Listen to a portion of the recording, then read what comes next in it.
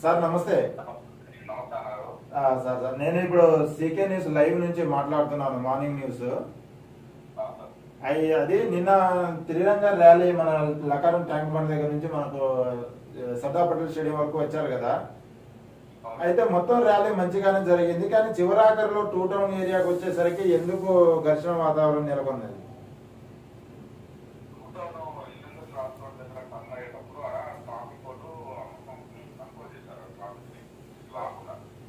Okay.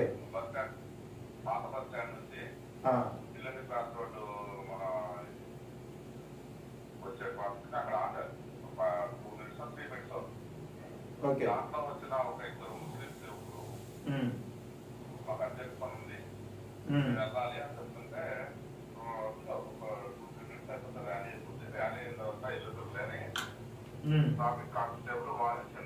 Okay. అయినా వినకుండా ఆయన మీద వాస్తవానికి పోయిపోయారు. ఈ లోపల అక్కడ ఉన్న మన ర్యాలీలో ఉన్నటువంటి జాతీయ వాళ్ళు చూసి పోయి ఎందుకు ర్యాలీని అడ్డుకుంటారు, అక్కడ 2 నిమిషాలు అయితే అయిపోతుంది కదా, తర్వాత వచ్చేసరికి అక్కడ దక్షిణ వాతావరణంలో వాళ్ళు పాకిస్తాన్ జిందాబాద్ ఇండియాలో ఉంటామన్నారు. జాతీయ వాళ్ళు వచ్చి వాళ్ళని అక్కడ పెట్టారు. అయితే అక్కడ వాళ్ళు ఇక్కడ వాళ్ళేగా, మరి ఇక్కడ నుంచి మనకు పాకిస్తాన్ జిందాబాద్ అని చెప్పేసి చెప్పడం జరిగిందా వాళ్ళు? చెప్పడం జరిగింది. ఓకే. అయితే ఈ రోజు నిన్న జరిగిన ఘర్షణ వాతావరణంలో కారణంగా ఈ రోజు బంద్కు పిలుపునిచ్చినట్టు తెలిసింది. మరి అది ఏం జరిగిందన్న? రైతు సిపి గారు ఏసీపీ గారు పిలిచి చర్చలు జరిపారు. మేము వాళ్ళని కొత్తగా శిక్షిస్తాము. ఇక్కడ ఉన్నటువంటి ఎవరైతే బంగ్లాదేశ్ కానీ పాకిస్తాన్ యొక్క రోహింగ్యాలు కానీ ఎవరైనా ఉంటే వాళ్ళందరినీ బయటికి పంపించే కార్యక్రమం చేస్తాం. మాకు ఎప్పుడో స్థాయి అని మేము న్యాయం చేస్తామని చెప్పిన సందర్భంలో ఎప్పుడు బంధుని చేసుకోవడం జరిగింది. అయితే ఎవరైతే పాకిస్తాన్ జిందాబాద్ అని చెప్పేసి చెప్పారో వాళ్ళని ఏమైనా అదుపులోకి తీసుకున్నారా? నైట్ అదుపులోకి తీసుకున్నారు. అది ఇన్సిడెంట్ అయిపోగానే మేము వెళ్తుంటేనే వాళ్ళని పట్టుకొచ్చారు. ఓకే. పట్టుకొచ్చి పోలీస్ స్టేషన్ లో కూర్చోబెట్టారు. కూర్చోబెట్టిన సందర్భంలో ఒకేసారి ఒక 100 మంది ముస్లింల పైన ఆయనకు ఒక 10 నిమిషాలు చేసుకున్నారు. అంటే మీరు అర్థం చేసుకోవాలా వాళ్ళు ఎంత పకడ్బందీగా ఉన్నారు. ఇప్పుడు ఎవరైనా చేస్తే వాళ్ళ ఫ్యామిలీ వాళ్ళు వస్తారు, లేదా 100 మంది తీసుకొని పోలీస్ స్టేషన్ వస్తారు ఏదైనా విషయం జరిగినప్పుడు. అవును. అలా కాకుండా గుంపులుగా 100 మంది రాదు కదా పోలీస్ స్టేషన్, మనం ఎక్కడ చూడాలి. అవును. దాంట్లో వాళ్ళు ఒక భయపెట్టే ధోరణిలోనూ లేదా మన దేశాన్ని ఉద్దేశించే విధంగా ఉన్నారు. దాంతో పాటు ఇక్కడ ఎక్కువగా గంజాయి తీసుకొని గంజాయి అలవాటు పడి చాలా కార్యక్రమాలు చేస్తున్నారు, సాంకేతిక కార్యక్రమాలు పాల్పడుతున్నారు. వీటన్నిటి మీద ఇలా మాకు సిపి గారు మళ్ళీ టైం ఇచ్చారు.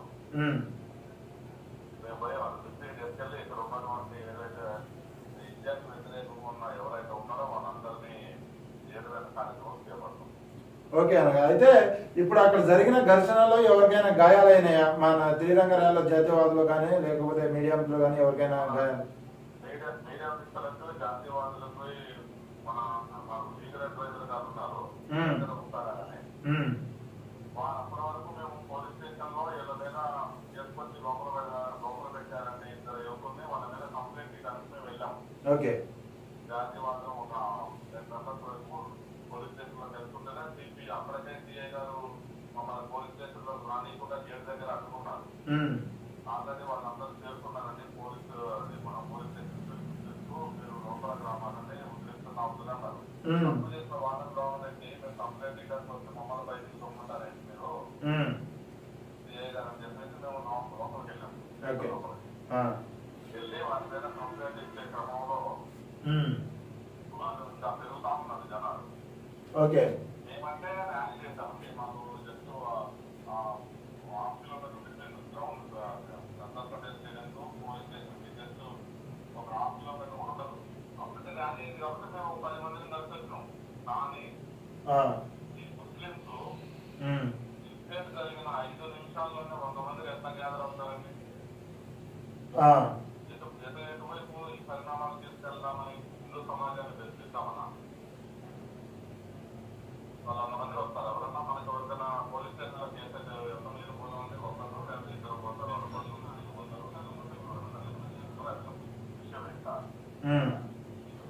వాళ్ళు అక్కడ వచ్చారు. అట్లా 100 మంది 200 మంది రాగానే ఏసీపీ గారు మమ్మల్ని రిక్వెస్ట్ చేశారు. ఎవరైనా బయటకు పోమంటే నేను చెప్పాను వాళ్ళకి, మేము కంప్లైంట్ తీసుకుంటాం, మీరు అందరూ వెళ్ళిపోండి అంటే జాతీయ వాళ్ళందరూ వెళ్ళిపోయారు. వాళ్ళు వెళ్ళమంటే వెళ్ళట్లేదు.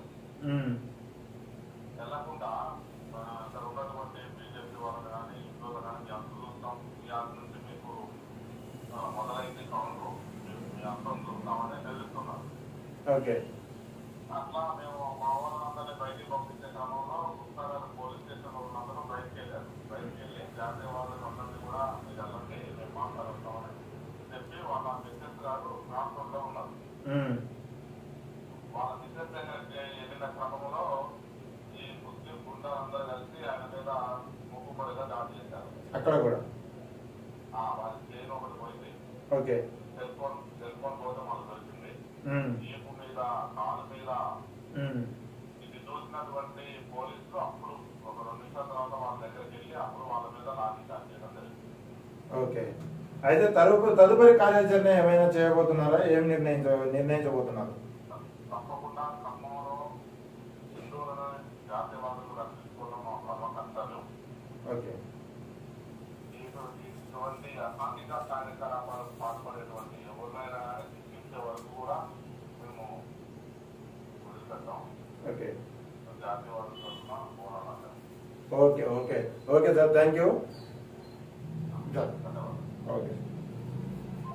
అయితే ఇదే కోణంలో నిన్న జరిగిన ఉద్రిక్తత దృష్ట్యా, రాత్రి జరిగిన ఉద్రిక్తత దృష్ట్యా దాదాపుగా సిపి గారు, తర్వాత లోకల్ ఏసీపీ, స్థానిక ఏసీపీ కలువ చేసుకొని ఇది బంధుని మీరు మా మాట పైన బంధుని విరమించాల్సి వస్తుంది, ఎవరైతే పాకిస్తాన్ జిందాబాద్ ఎవరైతే అని ఉన్నారో వాళ్ళపైన దేశద్రోహం కేసు పెట్టి మీకు న్యాయం చేసే విధంగా అయితే పోరాటం చేస్తా చర్యలు తీసుకుంటామని చెప్పేసి చెప్పడం జరిగింది. దయచేసి ఈసారికి ఏదైతే బంధును పిలుపునిచ్చారో ఆ బంధును వాయిదా వేసుకోండి, మేము చర్యలు తీసుకుని ఎడల మీరు బంధుకు పిలుపునివ్వండి అని చెప్పేసి చెప్పినందువల్ల మేము ఈ రోజు బంధుకు వాయిదా వేయడం జరిగిందని చెప్పేసి ఖమ్మం జిల్లా బీజేపీ అధ్యక్షులు ఎన్ కోటేశ్వరరావు గారు అయితే మనతో ఫోన్ ఇన్ లో చెప్పడం జరిగింది. మరి ఇదే విషయంలో వాళ్ళపైన ఎలాంటి చర్యలు తీసుకుంటారా లేకపోతే లేదా, మరి అసలు ఖమ్మంలో కూడా పాకిస్తాన్ జిందాబాద్ అని చెప్పేటోళ్ళు ఉన్నారా అనే కోణంలో ఒకసారి ఆలోచించాల్సిన పరిస్థితి అయితే ఉంది. మొత్తానికి ఈ రోజు ఇక వార్తలు అయితే